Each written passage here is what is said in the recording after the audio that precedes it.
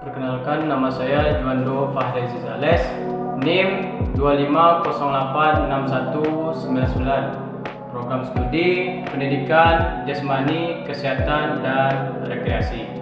Pada hari ini saya membuat video tentang penjelasan konsep dasar pengertian dari pendidikan jasmani dan olahraga serta permasalahannya. Sebelum itu, saya akan menjelaskan dulu pengertian dari pendidikan jasmani.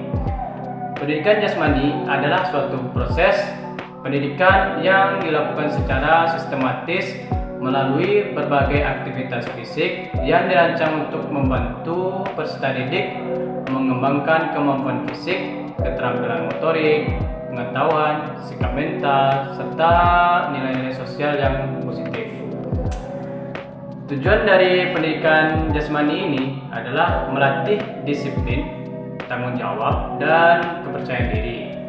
Terus mengembangkan kemampuan bersosialisasi dan bekerja dalam tim. Fungsi dari pendidikan jasmani ini meningkatkan kebugaran jasmani, kekuatan otot, daya tahan, kelenturan, dan koordinasi tubuh, serta melatih keterampilan gerak dasar dan kompleks seperti berlari, berlompat, melempar, dan menangkap. Ruang lingkup pendidikan jasmani ada 3. 1. Aktivitas pengembangan. Aktivitas ini bertujuan untuk membantu perkembangan dasar gerak dan kemampuan tubuh, terutama pada peserta didik usia dini atau tahap awal. Contohnya, gerak dasarnya seperti berlari, lompat, memanjat, merayap, latihan pencahayaan, dan keseimbangan. Terus kedua, permainan dan olahraga. Kegiatan ini bertujuan untuk melatih keterampilan gerak, kerjasama, serta nilai sportivitas melalui berbagai jenis permainan olahraga. Contohnya, permainan bola besar seperti bola basket, sepak bola, bola voli. Selanjutnya, yang ketiga, aktivitas senam adalah kegiatan yang berfokus pada gerakan tubuh struktur baik secara bebas maupun dengan alat bantu untuk meningkatkan kelenturan, kekuatan, dan kelincahan. Contohnya seperti senam dasar. Selanjutnya saya akan menjelaskan materi kedua tentang pengertian dari olahraga. Adalah suatu bentuk aktivitas fisik yang dilakukan secara sistematis dan terencana yang bertujuan untuk meningkatkan kebugaran jasmani, menjaga kesehatan tubuh, mengembangkan keterampilan motorik, serta membentuk karakter positif seperti disiplin, sportivitas, dan kerjasama. Selanjutnya, tujuan dari olahraga yaitu membantu tubuh menjadi lebih kuat, sehat, dan bertenaga, mencegah berbagai penyakit seperti obesitas, jantung, dan tekanan darah tinggi. Selanjutnya, fungsi dari olahraga meningkatkan daya tahan tubuh dan menjaga kesehatan organ-organ penting, membantu tubuh tetap bugar, kuat, dan mampu menjalani aktivitas sehari-hari. Ruang lingkup olahraga juga ada 3, yaitu yang pertama, olahraga rekreasi. Adalah olahraga yang dilakukan secara sukarela dengan tujuan untuk memperoleh kesenangan, relasi, dan menjaga kebugaran tubuh. Jenis olahraga ini tidak menekankan pada unsur kompetisi. Dan selanjutnya, yang kedua, olahraga pendidikan. Olahraga yang dilakukan dalam lingkup pendidikan formal seperti sekolah dan universitas, bertujuan untuk mendidik dan mengembangkan kebugaran fisik, keterampilan motorik, dan sikap positif peserta didik di sana dalam kegiatan pembelajaran, misalnya seperti mata pelajaran penjas. Dan selanjutnya, olahraga prestasi. Adalah olahraga yang dilakukan secara terencana, terprogram, dan intensif dengan tujuan untuk meraih prestasi tertinggi dalam sebuah ajang kompetisi, baik di tingkat nasional maupun internasional.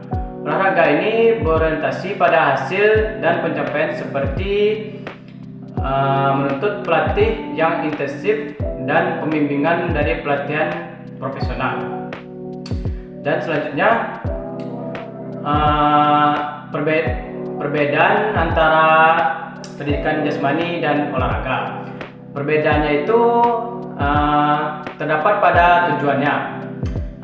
Tujuan pertama dari pendidikan jasmani ini guna mencapai tujuan pendidikan, sedangkan di olahraga tujuannya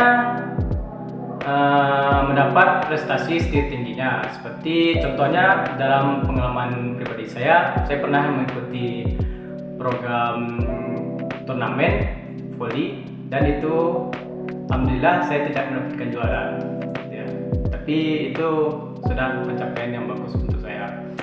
Dan selanjutnya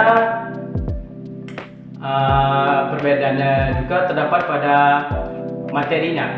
Nah, di materi pendidikan jasmani ini semua aktivitas gerak termasuk olahraga itu dipelajari seperti dasar-dasarnya saja. Sedangkan di olahraga materinya itu kecabangan, jadi berfokus pada suatu cabang untuk mendapatkan tujuan prestasi. Nah, gitu. Terus waktunya kalau di pendidikan jasmani ini sesuai dengan jumlah jam yang ditentukan oleh dinas pendidikan. Kalau di olahraga waktu pelaksanaan itu cenderung tidak dibatasi gitu. Jadi sesuai dengan instruksi yang dilakukan oleh pelatih. Lanjut yang terakhir, ini permasalahan yang dapat uraian permasalahan, yaitu pertama kurangnya sarana dan prasarana, terus kualitas guru yang belum merata.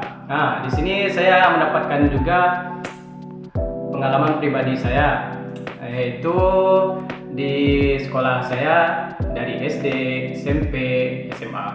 Pertama di SD ini, ya salah satu SD saya ini termasuk SD yang cukup tertinggal gitu. Jadi terdapat kekurangan fasilitas yang saya rasakan tuh dari pertama sekolah, dari kelas 1 sampai kelas 6. Jadi prasarana itu seperti bola, olahraga, lapangan olahraga itu sulit, dia tidak ada. Jadi olahraganya itu ala kadarnya aja.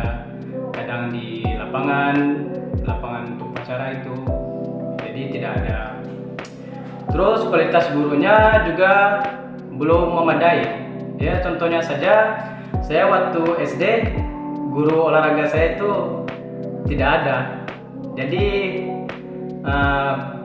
kualitasnya untuk mengajar di pendidikan khusus untuk PJOK tidak ada. Jadi yang mengajar itu cuma wali kelas. Jadi tidak di bidangnya. Jadi tidak mengerti bagaimana. Tidak ada, mungkin karena juga waktu itu guru sedang sulit dicari. Terus di SMP juga sudah ada penaikan, tapi tetap aja kualitas dari sarananya masih kurang memadai. Contohnya saja, ya bola tidak memadai, lapangan mungkin belum ada gawangnya, tapi lapangannya ada, tapi gawangnya itu nggak ada gitu. Dan di SMA ini sudah ada peningkatan dan konsepnya pun sudah jelas dari awal masuk gitu.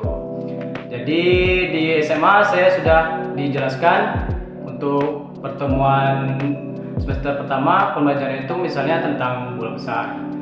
Di situ sudah jelas, sudah dijelaskan minggu pertama kita belajar dulu tentang bola besar, terus nanti sudah belajar itu langsung praktek. Gitu. Jadi cukup sekian, itulah yang dapat saya jelaskan.